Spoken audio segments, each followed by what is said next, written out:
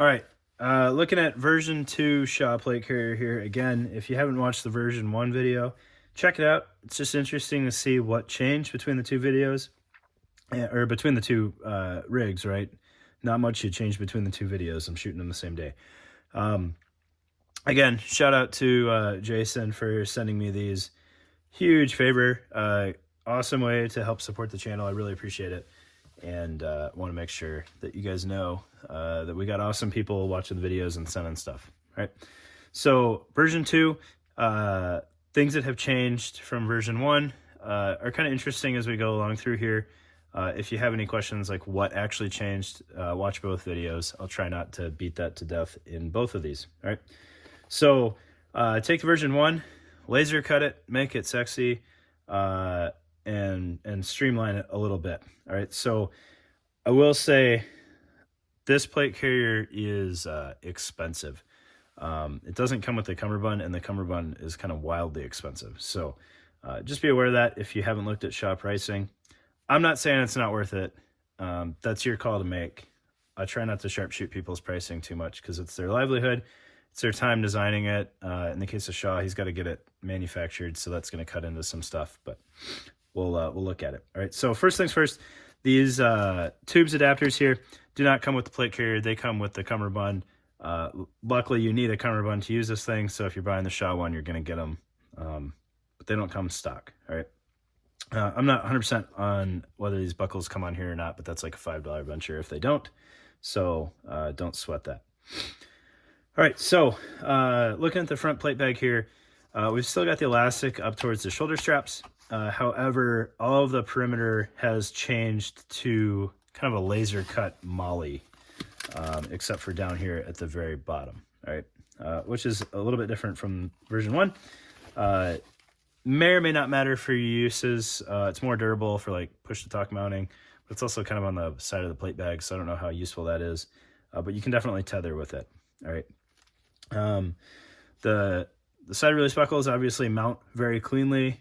You've got some laser cut molly running the whole length down to the Velcro, so you've got a lot of room to move nav panels or whatever up and down as you need to. It's got this interesting horizontal molly up top. Whether that's more useful than the elastic, I don't know.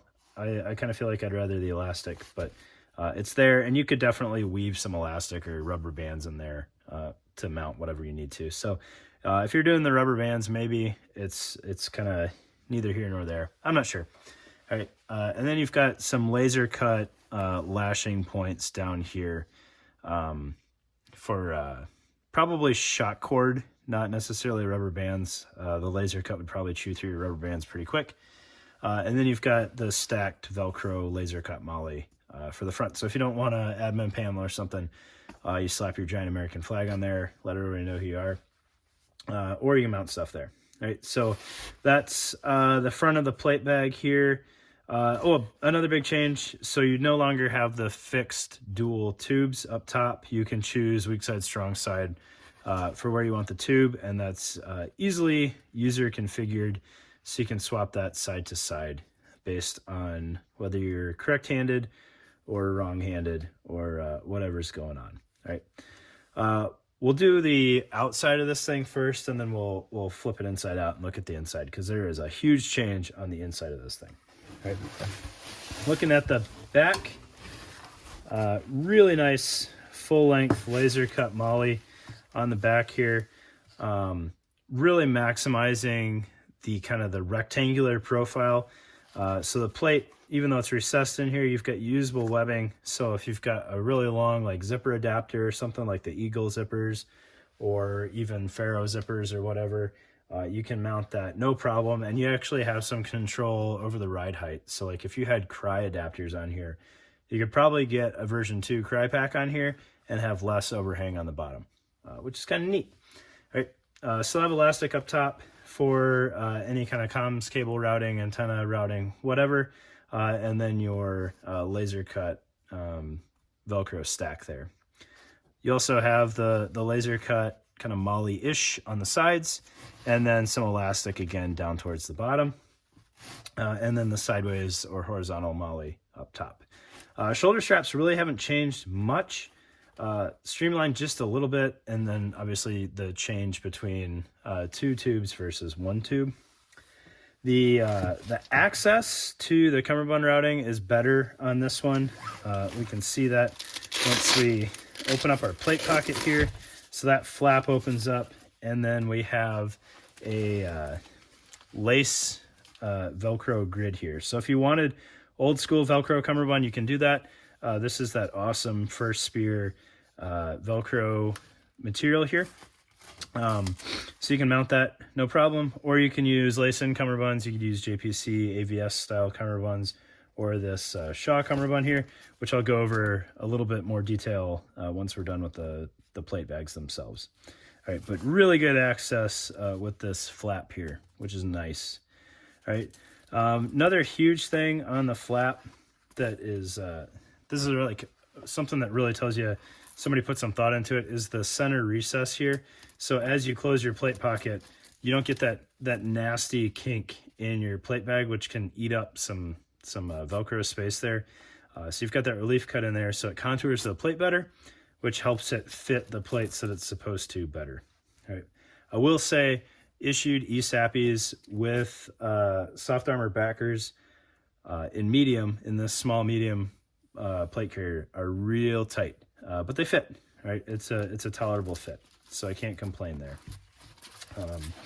So that is the outsides of the plate bags. We'll look at the inside real quick, and hopefully I can get this on camera well, but we'll see. All right. So I believe Shaw calls this his spider system, which is not readily apparent if you haven't done complete research on this thing.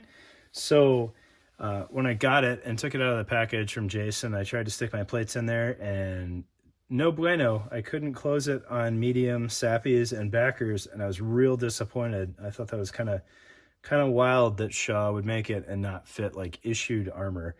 But that's because I did it wrong. So you've got this chunk of spacer mesh here that's Velcroed on, right? I should say the version 2 is inherently a little bit bulky compared to the version 1. Not bad, definitely not AVS with harness bulky, right? It's very, very comfortable. So you take this spacer mesh and peel it down.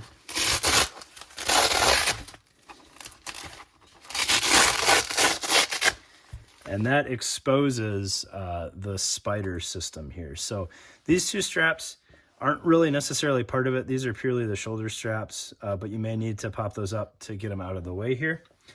But as you do that, now these laser cut MOLLE strips that you can see on the outside of the plate bag, that's how you take up the slack on the plate bag. So you got to undo all this, get your plates in there and your backer in there if you want one, and then tighten everything up.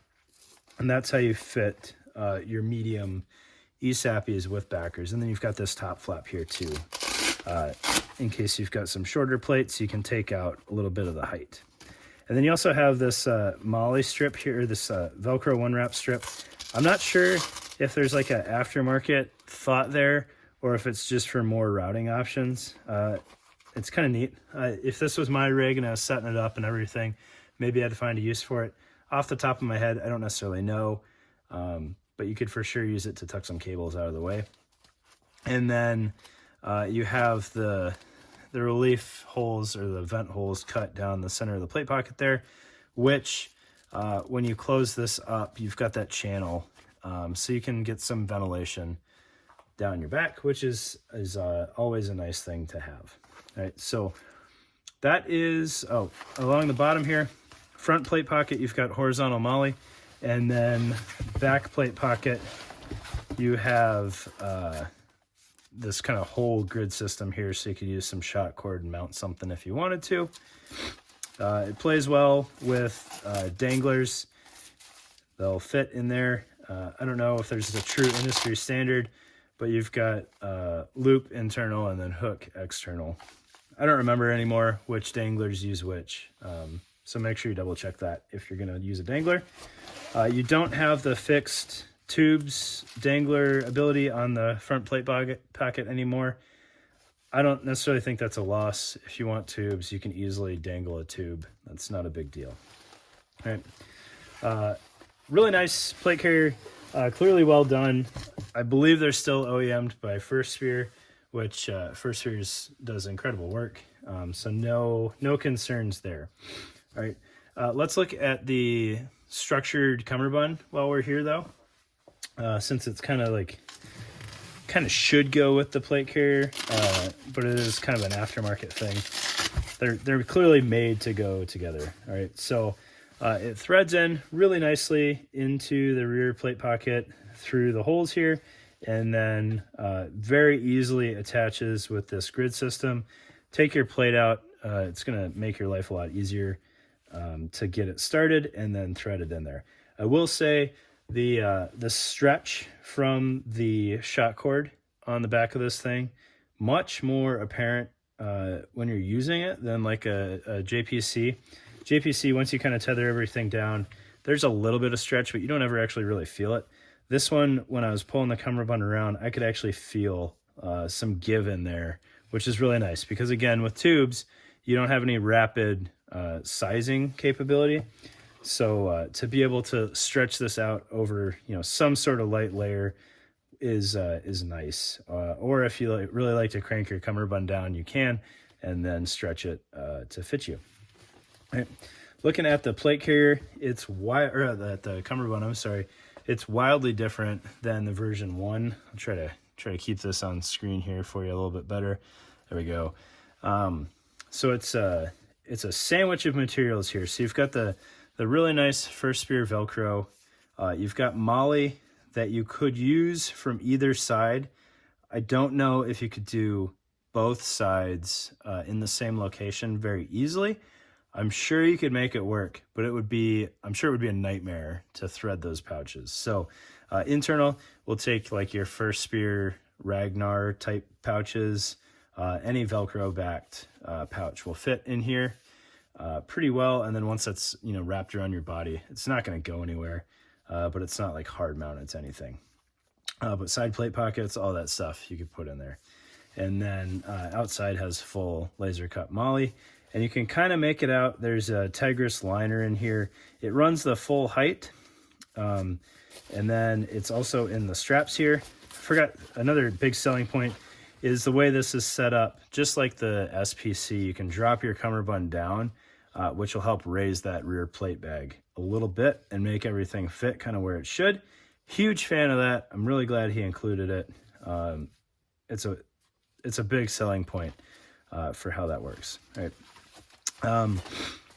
Due to the height that I wear my plate carrier, which as far as I know is the appropriate height, the Tigris here does get up into my armpit just a little bit. I don't know long term if that would cause any issues, but it was close enough and I could feel it enough that I noticed it, and it would definitely be something to keep an eye on. If I dropped it down even just a little bit, it really wouldn't be an issue, but it would be nice if if there was some way to kind of cap that Tigris material there. It's got the little bit of like the stitch line for the moly covering it, but there's plenty of exposed there that if it was just sitting just wrong in your armpit, it could be real aggravating. I don't think it's going to be an issue for everybody by any stretch, but just something to be aware of. And then the tubes here are done so you lose as little real estate as possible. The tube is kind of behind the cummerbund, which ends up not being an issue from the Tigris there, so you don't really lose any footprint versus when the tubes hang out the side of your cummerbund, you kind of tend to lose like a column of moly. All right. The cummerbund, I will say, is wildly expensive. I believe it's $180 for the cummerbund. So that may be something that you want to explore an aftermarket solution for. But because it's not included with the plate carrier, you don't have to eat that cost in the plate carrier and then buy a cummerbund separately. So I don't know, 6 in one hand, half dozen in the other, whichever you prefer, full setup from the factory or kind of doing piecemeal. All right. Again, really great plate carrier. Huge fan of it. Very, very comfy from wearing it around with actual plates in it and just kind of moving, seeing what's going on. good bit of adjustment. The straps, again, plenty of adjustment there to size them where you want, even if you run your plate bags really high like I do. All around, really great rig. Maybe a little bit of a little cost prohibitive there, but that's kind of your call to make. Again, I don't want to sharpshoot anybody's prices because they put a lot of clearly put a lot of design time into this thing, and I'm sure going back and forth with First Spear to get exactly what he wanted was no easy task. Really cool rig, and you can tell he definitely put a lot of his personal flavor in it. So thanks, guys. Hope you enjoyed the video. Hopefully this clears up any questions before the next batch of these is released. Definitely check it out if it's something you're interested in. And thanks for watching, guys.